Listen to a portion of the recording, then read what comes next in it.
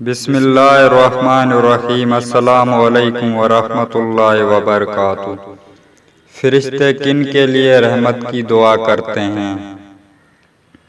با جماعت نماز کا انتظار کرنے والوں کے لیے، اگلی صفوں میں نماز ادا کرنے والوں کے لیے، صفوں میں مل کر کھڑے ہونے والوں کے لیے، صف کی دائیں جانب کھڑے ہونے والوں کے لیے،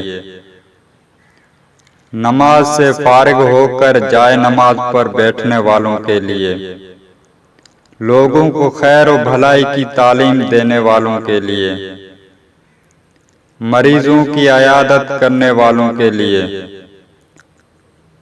روزے کے لیے، سحری کھانے والوں کے لیے، نبی کریم صلی اللہ علیہ وآلہ وسلم پر درود بھیجنے والوں کے لیے۔ السلام علیکم ورحمۃ اللہ۔